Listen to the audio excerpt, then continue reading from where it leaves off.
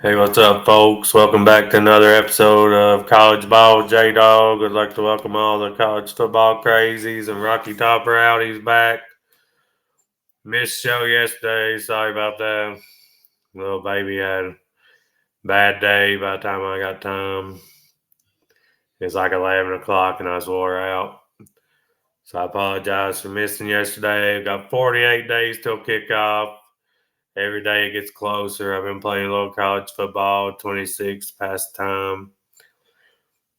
I got it early. I haven't got to play it that much, but I have had a couple hours on it. First thing I did was do an exhibition game. I took Tennessee, played UCLA, beat Nico's brains in for what he did to us. Felt pretty good because I know we ain't going to get to it in real life because UCLA probably won't even make a bowl game. Anyway, got off topic here. Got some coaches on the hot seat. I'm going to go over a few of them. This is a CBS Sports article. Y'all let me know what you think in the comments below. Make sure y'all are liking, sharing, subscribing. If you don't, you ain't a real football fan. You ain't damn sure ain't a ball fan if you ain't going to like and share and subscribe for a fellow Vol Rocky Top Rowdy. All right, as a coach on the hot seat, I'm going to skip the top guy because he's a Louisiana Tech. I'm only going to talk about the big dogs. So, number one to me on the big school category, Brent Venables. Oklahoma hired Venables to get SEC ready, and the program responded with its worst run of the 21st century. Sooners suffered 2 losing seasons in 3 years and face another tall task in SEC play. Main reason for optimism is the transfer from quarterback John Mateer and running back Jaden Knott. The pieces are there to succeed, but Venables has to do it. I agree. They did a rating system of 1 to 5. He's a 4.67. I agree with that. I think if he does anything less than 8-4 this year, he'll probably won't have a job. It's going to be on John Mateer's back. I mean, if he comes in, plays good, they have a chance to win 8 or 9 games. If he comes in, don't adjust to the SEC, Venables will probably get fired. I mean, you can't have 3 out of your 4 seasons be losing seasons or barely over 500 at Oklahoma. They expect more than that. So I'm going to say he ends up getting fired. I think Mateer will have a good season. I think they'll still go like 7-5. And a lot of Tennessee fans don't want Venables to get fired because they think Oklahoma will come calling for Heupel. I just don't see Heupel leaving for them after the way they done him before when Stoops fired him, even though his offense was a top 20 offense and his brother's defense was one of the worst in the country. But he fired Heupel anyway instead of his brother. Ever since then, there's been some bad blood there. That's why he's so emotional over the win against them last time and his brother dying before and all that. And he went back home, but he wanted to kick their ass and he went there and done it. All right, number 2, Mike Gundy, Oklahoma State. But Gundy, he's won, man. Last year, I don't know, the wheels just fell off. I kind of think he's too old school for this era. He's always talking about his players and wanting NIL money and how it's time to shut up and play and do this and that. I think he's just lost touch with the modern player. He literally, pretty sure last year was his first losing season, but they went 3-9. I mean, they couldn't beat up a wet paper bag last year. I mean, I don't think they won a Big 12 game. Tennessee tried to hire Gundy a couple times. I'm kind of glad we never did, even though some of the hires we made wasn't much better. But I'm glad we never did get Gundy. I say Gundy could probably go 6-6 this year and keep his job. They got him at 4.33. I don't necessarily agree with that because he's won pretty good, and Oklahoma State. I mean, not many high-rated kids want to go play at Oklahoma State, and he still found a way to win 8-9 games a year for most years. Yeah, he had a big down year last year, but it happens. So I say Gundy's safe as long as he don't have another 3-9, 4-8 season. And then Sam Pittman, Arkansas, they got him at 4.22. Out of the top hot seat contenders from last season, Pittman did the least to basically he did the least to silence the haters, especially Bobby Petrino's offensive coordinator. Y'all know Bobby Petrino was a head coach at Arkansas back in the day. He won pretty good there. Then he got in trouble having his little fling on his motorcycle with his girlfriend behind his wife's back. They wrecked. The famous press conference with the neck brace and the bruised up face. He got fired. Now he's back as OC. I'd say Pittman goes 6-6, 7-5. He'll probably get fired. They'll move on to Petrino. I basically think Petrino's there to be coaching waiting. So Arkansas does have a talented quarterback, and that'll be the difference in Pittman keeping his job or not. If he puts it all together, Taylor Green, he can win on some games. He showed flashes last year. He just ain't put it all together yet.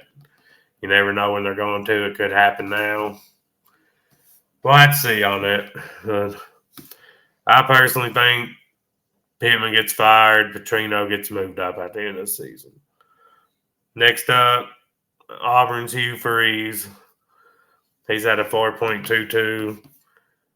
Freeze, when they hired him, it's kind of uncomfortable hire anyway because of his escort situation, stuff at Ole Miss, and then he went to Liberty and revived his coaching career and coached in the damn press box out of a hospital bed after he had surgery.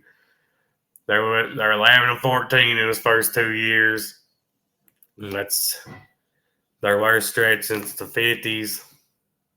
If they have another year like that, they brought in Jackson Arnold, Oklahoma.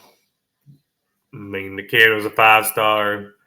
Unless he drastically improves off what he did last year, it's just going to be the same old thing for Auburn. A bunch of talent, terrible quarterback play. Hugh Freeze under a lot of fire right now because the recruiting class sucks, and he's out playing golf every day. So Auburn fans are already not happy with him, and he's just giving them more reason not to. And he's acting like it's not a big deal to be playing golf when his recruiting sucks. So I think Freeze will survive one more year, but I think it'll be barely, maybe 6-6, 7-5. Next up, Brent Pry, Virginia Tech.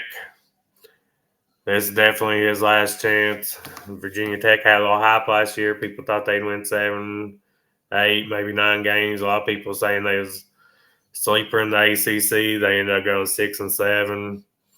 Kyron Jones never really developed like people thought he would. They had a very manageable schedule last year. They started off with the loss to Vanderbilt. I think they maybe play Vandy again this year, so they better start out with the win against Vandy this year. And then they got 2 non-conference games against SEC teams. Not sure which one the other one is. So Vandy is one of them.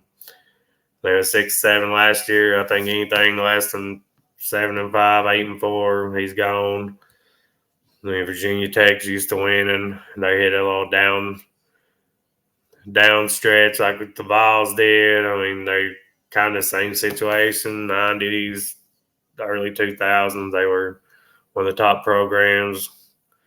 Now they're struggling to get by, hiring back coach after back coach.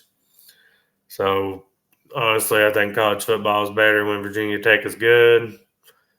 So I'd like to see them at least start competing again, but don't know if Pry's the guy to do that. And another thing, I don't know if Virginia Tech has the NIL and money to compete in the new era, which sucks. But it's kind of the truth of it. I'm not saying they can't figure it out, but I think right now they're behind the 8 ball. Let's see who else. Okay, we got Scott Satterfield. At Louisville, he left Appalachian State. Never really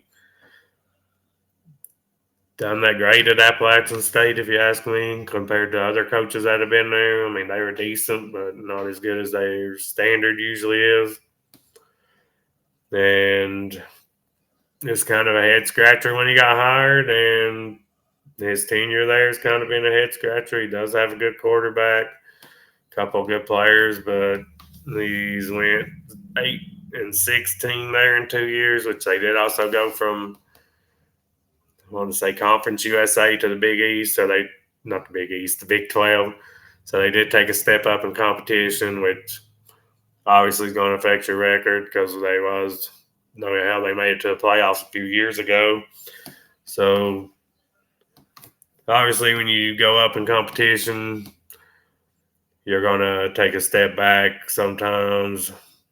I just don't see him surviving. It's hard to see it against the Big 12. I mean, Big 12 is one of the weaker Power 4 conferences, but there's still talent in that.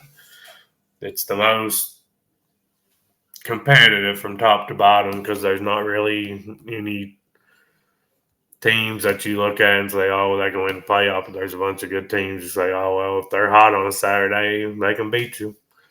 So now I'm going to say Satterfield gets fired because I don't think he should have got the job anyway. I don't think Appalachian State was going to keep him around.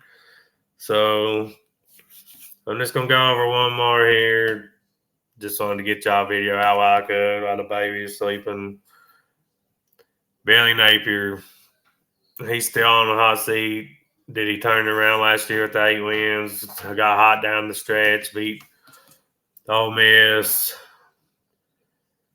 and LSU too.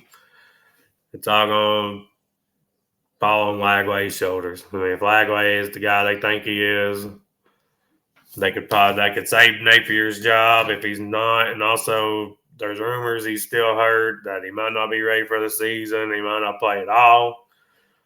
I've been keeping an eye on that to give you all the news about it. So now Florida's up in there. The only thing I hope is that we go down to freaking Gainesville and win for once. We ain't done it since 2003. Be a hell of a time to do it. Hopefully we get it done. At least we're beating them at home now. Now we got to get over the hump on the road.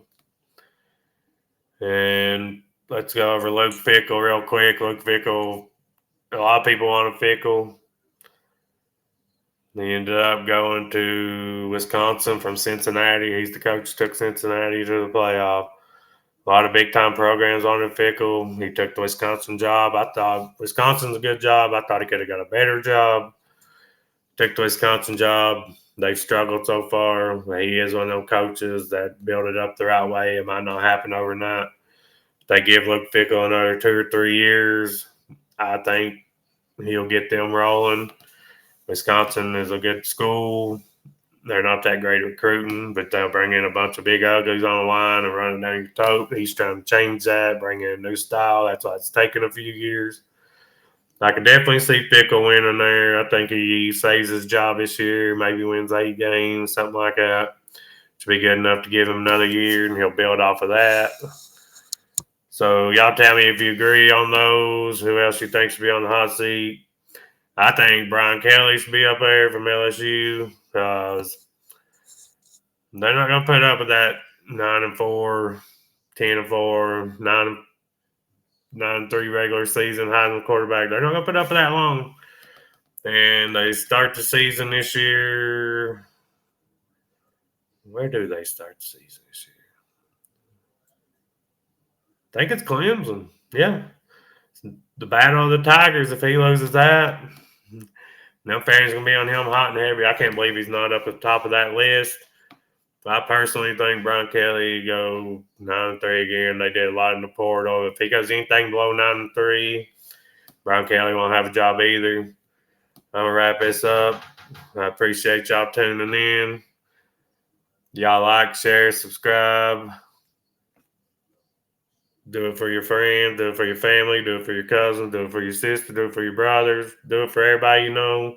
Help me build this. Sorry I missed yesterday. And as usual, go Vols, baby.